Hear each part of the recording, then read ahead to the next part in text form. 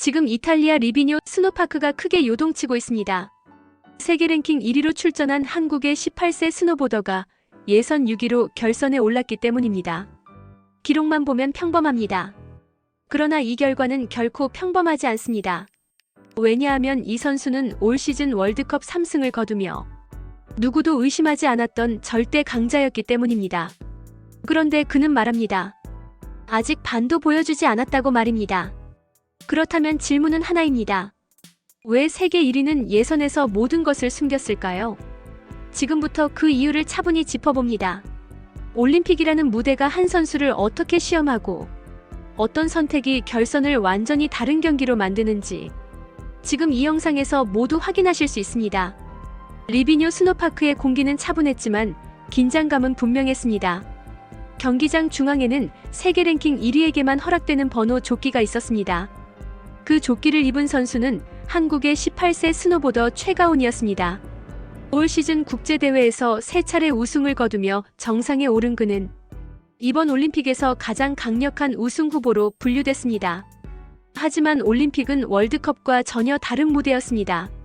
실력만으로 설명되지 않는 압박이 존재했고 단 한 번의 실수가 모든 평가를 바꿀 수 있는 자리였습니다.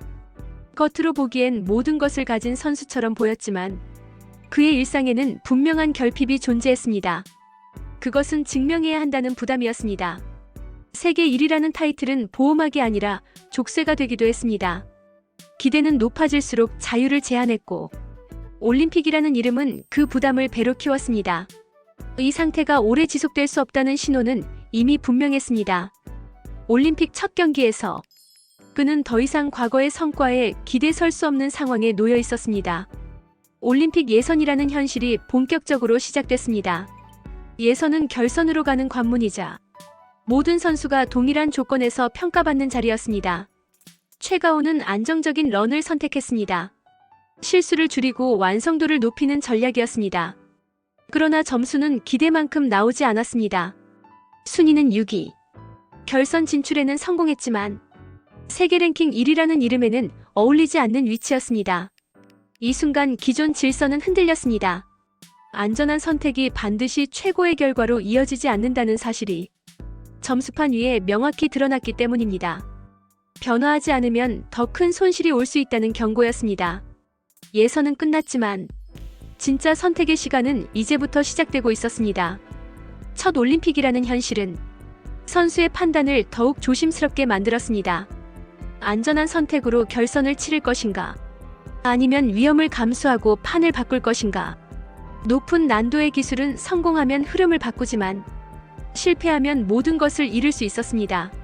세계 최고의 선수들이 지켜보는 무대에서 그 선택은 결코 가볍지 않았습니다. 실패 가능성은 분명했고 젊은 선수에게 올림픽은 한 번의 무대가 아닐 수도 있었습니다. 지금 무리할 필요가 있는지 아니면 다음을 기약하는 것이 현명한지 내부의 논리는 끊임없이 갈등했습니다. 이 주저함은 인간적인 판단이었고 올림픽이라는 무대가 만들어낸 필연적인 고민이었습니다. 이때 지도자의 메시지가 분명해졌습니다. 결선은 예선과 완전히 다른 경기라는 점이 강조됐습니다. 점수는 절대적인 기준이 아니며 순번과 흐름, 심리적 압박이 결과를 좌우한다는 분석이 이어졌습니다. 특히 앞 순번 선수가 큰 기술을 성공시키면 뒤에 출전하는 선수들이 위축될 수 있다는 점이 핵심이었습니다. 문제의 본질은 명확해졌습니다. 올림픽에서 이기기 위해서는 안전이 아니라 변화를 선택해야 한다는 것이었습니다. 되돌릴 수 없는 선택의 필요성이 이 순간 제시됐습니다. 결단은 빠르게 내려졌습니다. 예선의 점수와 순위는 의미를 잃었습니다. 결선은 전혀 다른 런으로 준비하기로 했습니다. 이는 단순한 기술 선택이 아니라 심리적 경계를 넘는 선언이었습니다. 지금까지의 안전한 세계와 결별하고 완전히 새로운 전략으로 나아가겠다는 결정이었습니다. 이 순간 최가온은 순위를 지키는 선수가 아니라 판을 흔드는 도전자로 자리매김했습니다. 결선 무대에는 세계 최정상급 선수들이 모였습니다.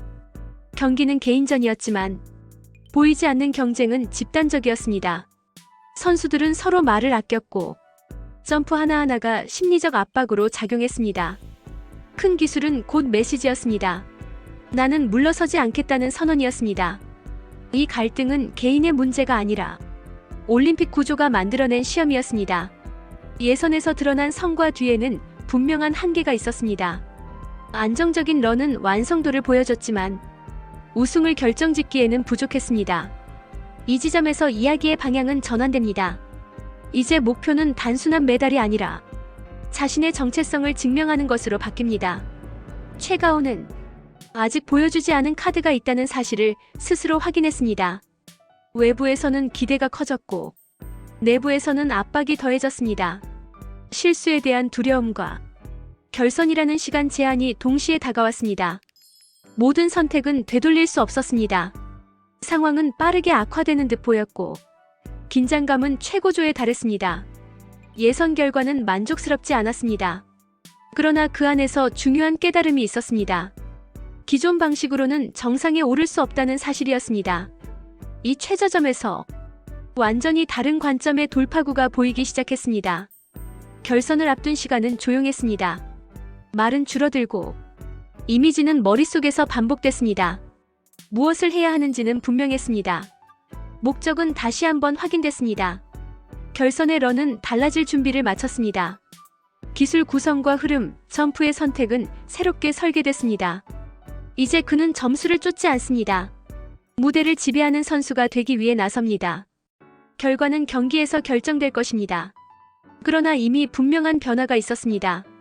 두려움 대신 도전을 선택한 순간 이 이야기는 개인의 기록을 넘어 다음 세대의 기준이 됩니다. 이것이 올림픽이 한 선수를 시험하는 방식입니다.